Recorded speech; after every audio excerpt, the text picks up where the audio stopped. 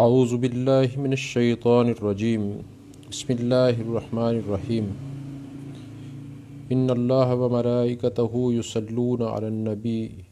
یا ایہا الذین آمنوا صلوا علیہ وسلموا تسلیما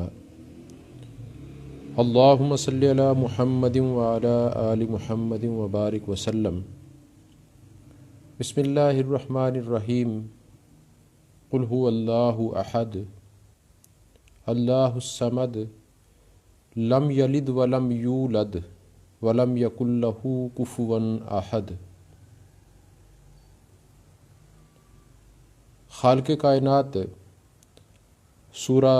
اخلاص میں، جو کہ مکی صورت ہے اور اس میں 4 آیات اور 1 رکوع ہیں، اس میں اپنے پیارے محبوب حضور خاتم النبیین نبی المرسلین صلی اللہ تعالیٰ علیہ وآلہ وسلم سے ارشاد فرماتے ہیں کہ اے پیارے محبوب صلی اللہ تعالیٰ علیہ وآلہ وسلم،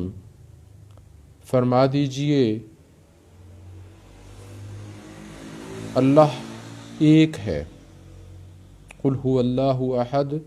آپ فرما دیجئے وہ اللہ ایک ہے۔ اللہ الصمد، اللہ صمد ہے، یعنی بے نیاز ہے اللہ تبارک و تعالی، بلکہ اللہ ہی بے نیاز ہے۔ لم یلد ولم یولد، نہ اس نے کسی کو پیدا کیا، یعنی نہ تو اس کی کوئی اولاد ہے، ولم یولد، اور نہ وہ کسی سے جنا گیا، یعنی نہ ہی اس کو کسی نے پیدا کیا۔ وہ یکتا ہے، بے نیاز ہے،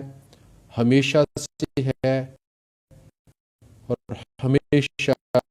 رہے گا۔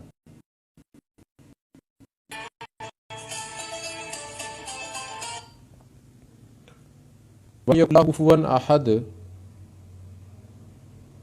اور فرمایا اور نہ ہے اس کا ہمسر کوئی، یعنی اس کا کوئی ہمسر نہیں۔ اس سورہ پاک میں ہمیں اللہ تبارک و تعالی کی طرف سے جو پیغام ملتا ہے یکتا ہونے کا پیغام ہے، میسج نہیں ہے، بلکہ محبوب کریم علیہ الصلاۃ والسلام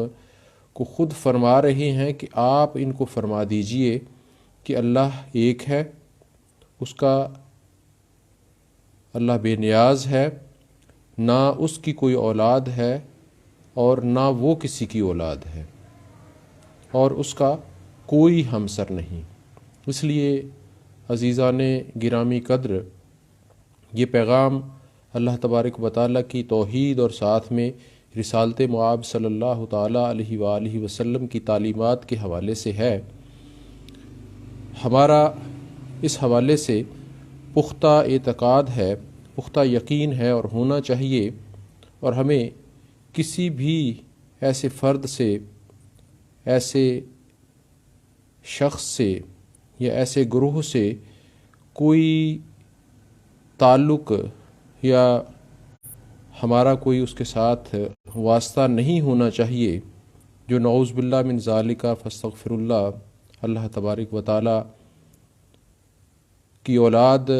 کے حوالے سے کہتا ہے کہ فلاں خدا کا بیٹا ہے، فلاں خدا کی بیوی ہے، نعوذ باللہ من ذالک فاستغفر اللہ۔ یہ پیغام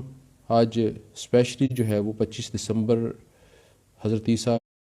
علیہ الصلاۃ والسلام کی ولادت باسعادت کے حوالے سے میں نے مناسب سمجھا کہ شیئر کروں،